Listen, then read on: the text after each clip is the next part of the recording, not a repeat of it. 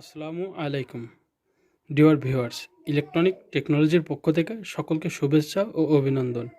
আজ আমি আপনাদের একটি সতর্কমূলক ভিডিও দেখাবো। অর্থাৎ বর্তমান সময়ে জ্বালানি তেলের দাম বৃদ্ধি পায়, কারেন্টের ব্যাপকভাবে লোডশেডিং দেখা দিয়েছে।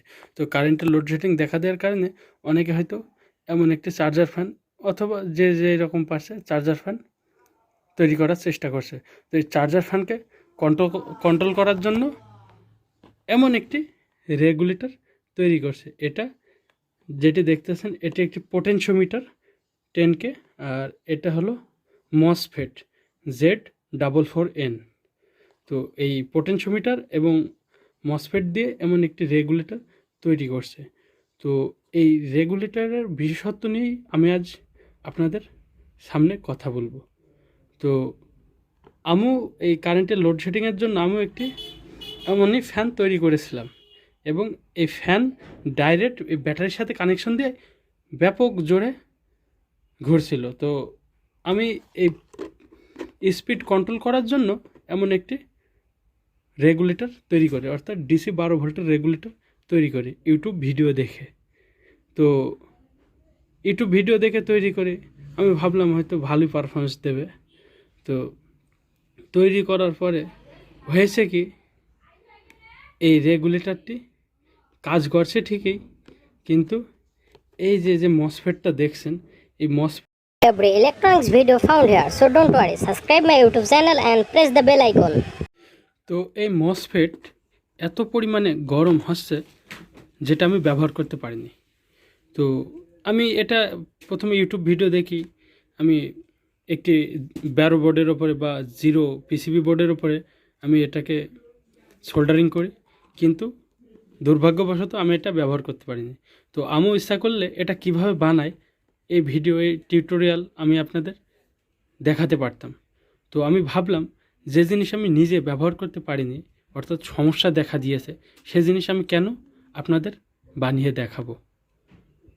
তো আমার খুবই খারাপ লাগলো, কারণ আমি টাকাটা বড় বিষয় না, যে আমি একটি টিউটোরিয়াল ভিডিও দেখলাম, দেখে আমি পারলাম না, এই জিনিস বানালাম, বানিয়ে আমি ব্যবহার করতে পারলাম না। তো হয়তো অনেক ইউটিউবাররা এটা বলে না, কিসের জন্য বলে না তারাই জানে। কারণ আমি একটা টিউটোরিয়াল দিয়ে যদি কারোর উপকার না হয়, তাহলে সেই টিউটোরিয়াল ভিডিওটা দিয়ে আমার লাভ কী?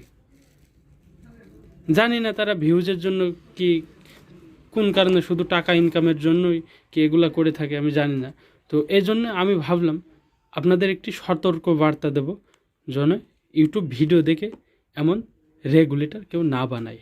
কারণ বানালে সে ব্যবহার করতে পারবে না, কারণ এত পরিমাণে এই মসফেটটি গরম হচ্ছে, গরম হওয়ার কারণে ধোঁয়া বের হচ্ছে, অর্থাৎ ধোঁয়া বের হচ্ছে এই মসফেট দিয়ে। তো আমি শুধু মুখেই বলবো না, আমি আপনাদের দেখাবো যে দেখুন কি অবস্থা। তো অবশ্যই আপনারা আমার সাজেশন এরকম রেগুলেটর আপনারা ইউটিউব ভিডিও দেখে বানাবেন না, কারণ বানালে আপনারা এটি ব্যবহার করতে পারবেন না। আমিও ব্যবহার করতে পারিনি, তাই আপনাদের একটি ভাবলাম আপনাদের একটি সতর্কমূলক ভিডিও বানিয়ে দিই। কারণ আপনারা দেখে যদি বানিয়ে যদি আপনাদের বেলায় একই অবস্থা হয়, তাহলে আপনারা ইউটিউব ভিডিওর ওপর আস্থা হারিয়ে ফেলবেন। কিন্তু সবাই তো এক না, এজন্য আমি আমার দৃষ্টিকোণ থেকে আমি ভাবলাম যে আপনাদের এটি বানিয়ে আমি দেখাবো, আপনাদের এটি এই সম্পর্কে কিছু এক্সপ্লেন করব, যাতে আপনারা এই রেগুলেটর না বানান। তো চলুন দেখা যাক এই রেগুলেটর কিভাবে চালালে কিভাবে ধোঁয়া বের হয়। তো দেখুন আমি রেগুলেটর দিয়ে ফ্যানটি চালু করলাম, এই দেখুন ফ্যানটি চলছে। এবার এই মসফেটের দিকে আপনারা লক্ষ্য করবেন, মসফেট দিয়ে কীভাবে মসফেট গরম হয়ে ধোঁয়া বেরোয়। তো ফ্যানটি চালু হয়ে গেছে, আপনারা একটু অপেক্ষা করুন।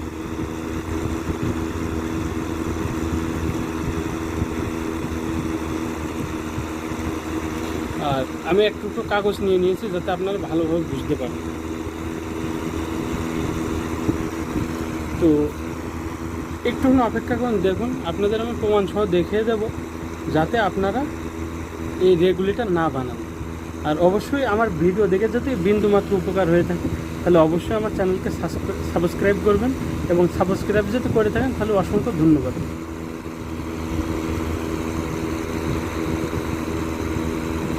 তো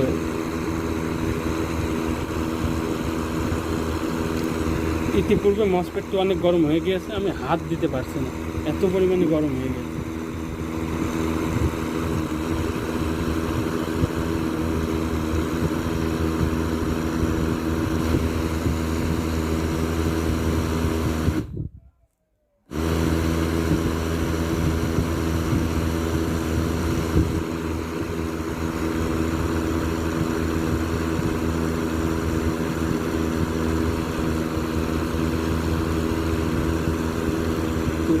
একটু ধৈর্য সহকারে দেখুন।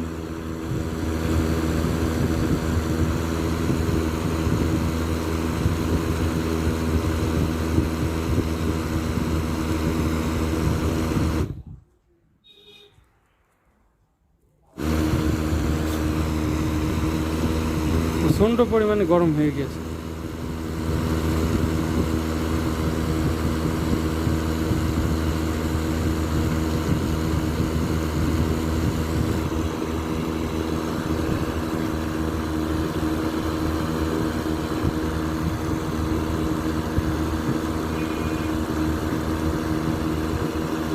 দেখুন, এটা একটি পলিস্টার কাপড় হওয়ার কারণে হয়তো পুরো না, কিন্তু আমি আপনাদের এই যে দেখাবো।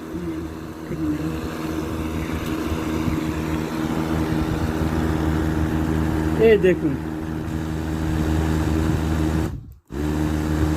এই দেখুন ধোঁয়া বেরোচ্ছে, দেখেছেন?